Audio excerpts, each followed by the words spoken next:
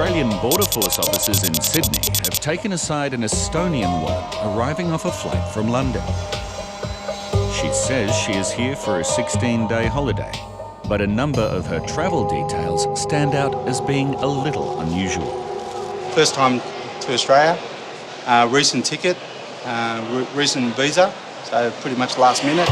Not travelling with anyone today. The baggage officer noticed that she's a bit nervous. One of the 2 suitcases she is carrying is full of clothing and personal items for her to stay, but it's the second case that raises officers' suspicions. It only contains 2 brand new backpacks and an empty laptop bag, and the woman immediately claims the case is not hers. She kept telling the baggage officer that the backpacks and the contents that's inside the suitcase doesn't belong to her, she's carrying it for a friend. Carrying luggage for someone else is a red flag for officers, and the backpacks are taken to a secure examination room where a swab test will determine if any further investigation is required.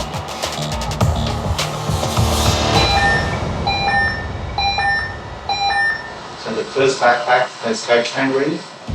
It's a strong reading, and the second backpack will now be swab tested. While back at the bench, officers notice the passenger is looking increasingly nervous. Are you sure you don't want a chair? She felt like she wanted to faint, so the officer assisted her with bringing out a chair so she can sit down. She is not behaving like a regular tourist, and as the second backpack is swab tested, officers strongly suspect that the passenger may be carrying narcotics. Second reading of cocaine.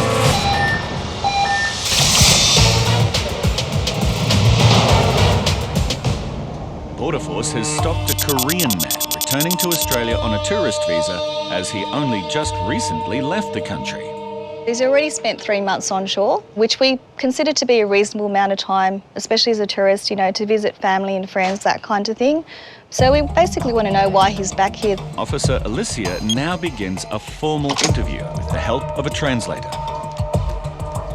Okay, so why have you come to Australia? 여기로 이모가 I just got the divorce, so I need to have some break to go away somewhere, so that's why I came to Australia.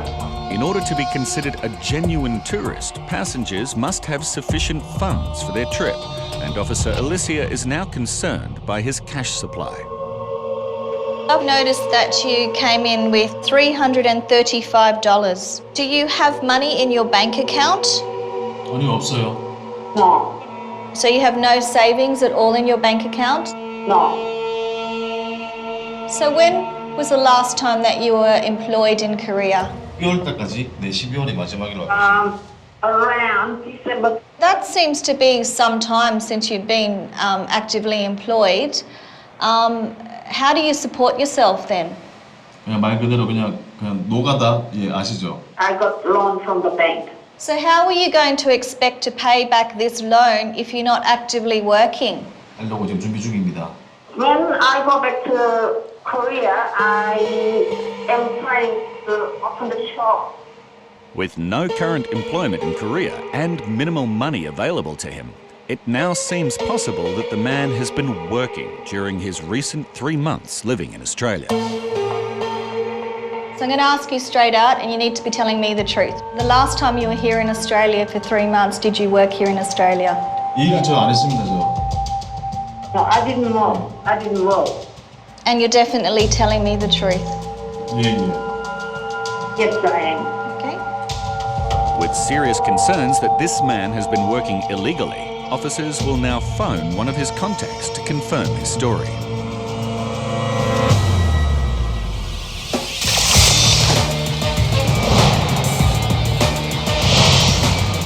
At the International Mail Centre in Sydney, biosecurity officers are scanning parcels in order to intercept anything that could pose a threat to Australia's fragile native environment. Check this one out. Yeah. It's in a big packaging, the next parcel. Suspicions have been raised by an oddly shaped package from Japan. And there's more than one of them. Check the next one, Carmen, looks interesting. Okay. And the box after it is coming from the same person, and it's leaking with probably water. Yeah. And it's a big blob of mass. Yeah. It is definitely a mass of animal origin, probably of a high moisture content, just because of the density of the orange. So it would have either meat material or high in moisture. Okay. Officers are now highly concerned because most animal products are breeding grounds for dangerous infectious diseases. That would probably pose a lot of biosecurity risk in terms of diseases such as anthrax, FMD, or bovine John's disease.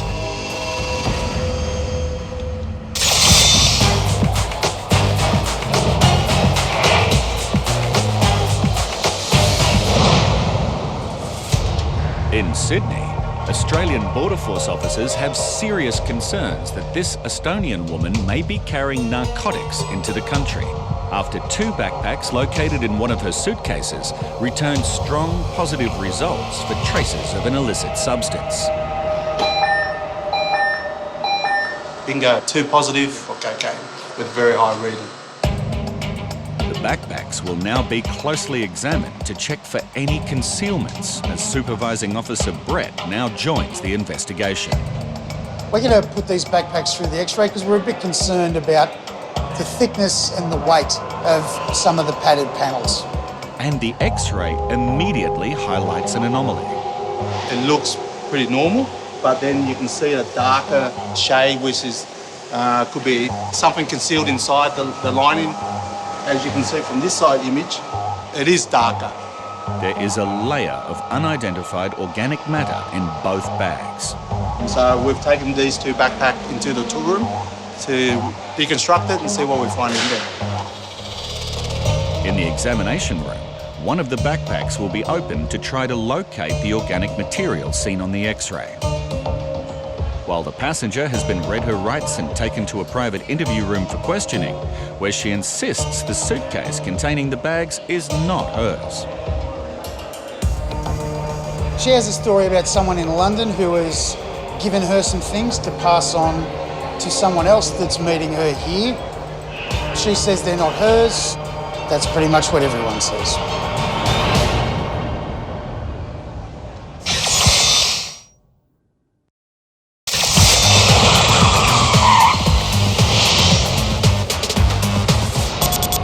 This Korean man says he's here for a holiday, but Border Force officers are doing some basic checks to confirm if he's actually here to work.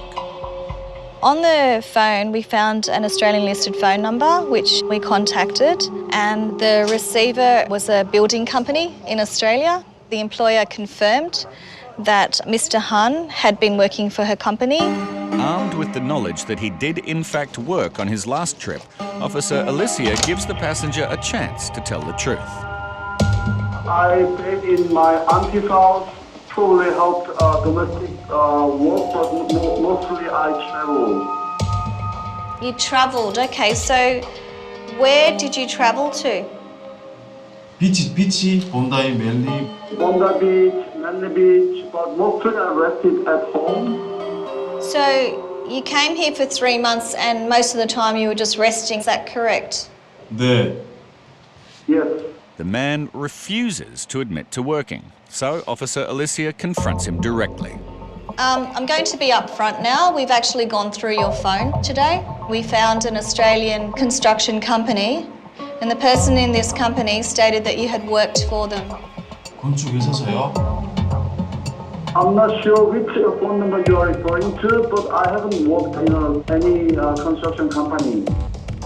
Evidence on the man's phone continues to contradict his story, as officers now find something he simply can't deny. And so both of these photos are after he arrived in Australia? That was okay.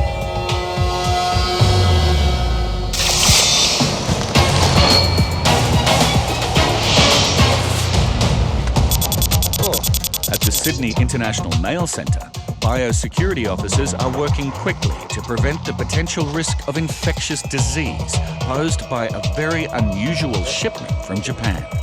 Australia Post has opened the items and the contents will now be inspected. There we go. You can actually see, you can feel that there's moisture in there. Moisture is a concern because bacteria and other pests and diseases thrive on moisture. So you can see here now, it's actually an antler.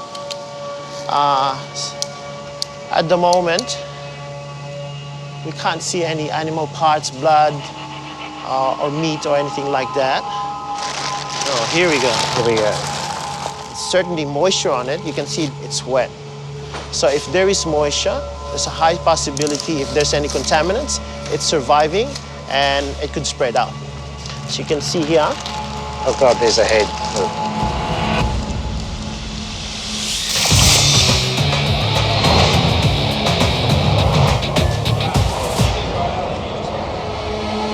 Border Force officers have serious concerns that this woman is carrying narcotics after 2 backpacks located inside one of her suitcases tested positive for cocaine. And an X-ray revealed a layer of unidentified organic matter concealed in the lining of both bags. When I kept feeling inside the lining and the layers inside the compartments, it was just different to other backpacks. In the examination room, Officer Tim begins to deconstruct one of the backpacks, and almost immediately he finds a white powder hidden in the foam layers. It's your normal sort of foam that you get in the back of a backpack, but inside the foam there's a sheet of white powder they put across through there. A sample of the white powder is collected for testing, while outside, the suitcase that contained the backpacks, along with the empty laptop bag, are X-rayed to see if they too have concealments. The main suitcase is cleared by the X-ray images. I still have doubts with the laptop bag. There's the darker shade to it. When you feel it, it's still that softness inside it. The laptop bag has identical shading to the 2 backpacks, and it is taken to the examination room, where a narcotics indicator kit will identify the white powder. A pink and blue liquid will confirm a positive result. Pink on top, blue on the bottom, it's positive for coke. The investigation is stepped up, and the young woman is informed that the Australian Federal Police are on their way. We've told her what we have located, how we've located it and where it is. She is very panicked at the moment, wondering how much trouble she's in, how much trouble she's going to be in, and wondering where things are going to go for her from here.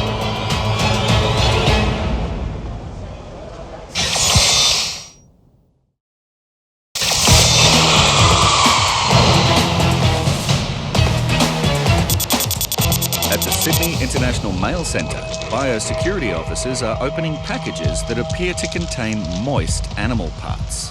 Oh God, there's a head. Oh. A head. By the looks of it, it looks like the entire animal was skinned, and this is the entire animal. So we got the head where John is holding. I think we should spread this out on the floor, have a look. Yeah. The moisture is the concern here because the water would be the reason why the diseases or the bacteria will be surviving in a commodity like this. You can see how water is dripping straight out of this one. I hope it's water. Yeah. Anyway, and there's the hoof. So we're assuming that antler is connected to this animal.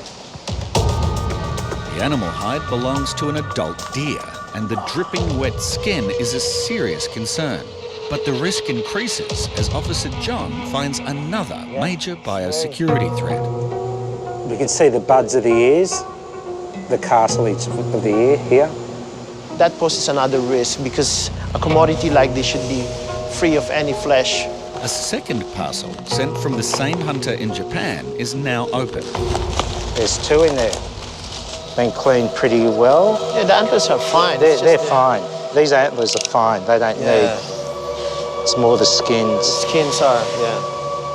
But a third parcel tragically completes the family with yet another wringing wet, full-bodied deer hide. This looks like a baby. Yeah, smaller one.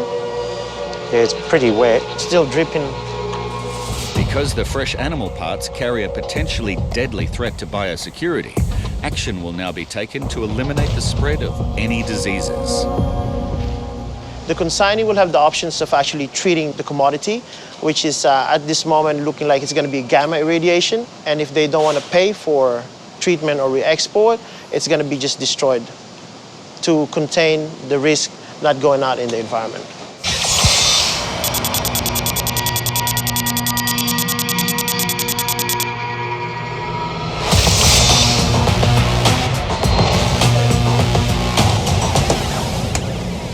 This Korean man denies working in Australia on his last holiday. And so both of these photos are after he arrived in Australia. That was okay. And he's obviously in construction clothes as well, with a hard hat. But his phone tells a different story. The other thing that we did find in your phone are photos of you on a construction site, in construction clothes. The date of these photos taken is when you were in Australia last. It's clear that this is an Australian number plate, and the background is all Australian native trees and so forth. So now I'm going to ask you again, were you working whilst you were here last time in Australia? 땡도 맞는 것 같은데, 예. 네네. Well, I didn't mean to lie to you. I didn't intend to work a long period, but just I worked around 1 week. Around 1 week, yes. 실수했는 것 같네. 거짓말 하려고 하는 거 아닌데. I admit that I lied, but I didn't mean to lie. All right, the point is that you did lie on numerous occasions. So what has happened now is that you've actually breached the conditions of your visa by working. With his lies exposed, this passenger is now in serious danger of being refused entry into Australia.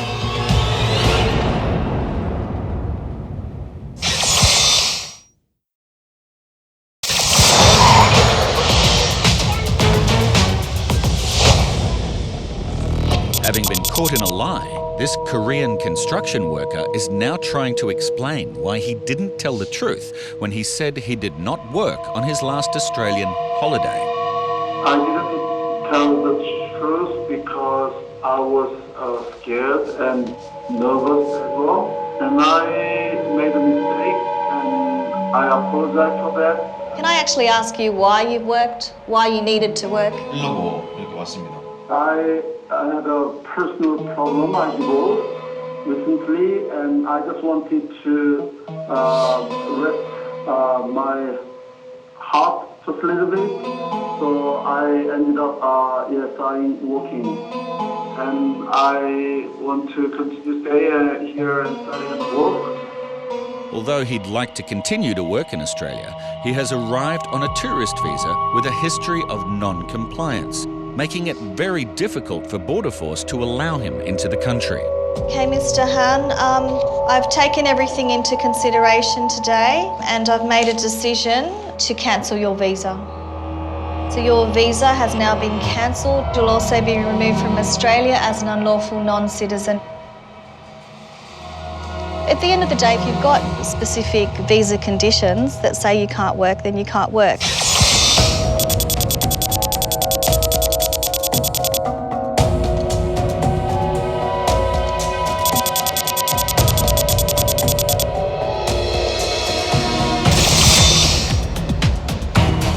Australian Federal Police have been called to Sydney Airport after this young woman has been found with what Border Force officers believe is a concealment of narcotics located in a number of bags she is carrying. A sample of the white powder concealed in one of the backpacks undergoes secondary testing, which confirms that it is an illegal substance. Again, we've got another reading for cocaine hydrochloride. The 2 backpacks, along with the laptop bag, will now be seized. And while the distressed passenger maintains that she was carrying it for a friend, officers have made another alarming discovery. The suitcase that all these items have been placed in has itself been previously tampered with. There's indicators that it has either been used as a concealment for narcotics before or is intended to be used for one. There are some nuts and bolts that are holding it together that isn't in the manufacturer design. telltale signs. The suitcase is also seized as evidence and the young woman is taken into police custody. She will be charged with importing narcotics into Australia.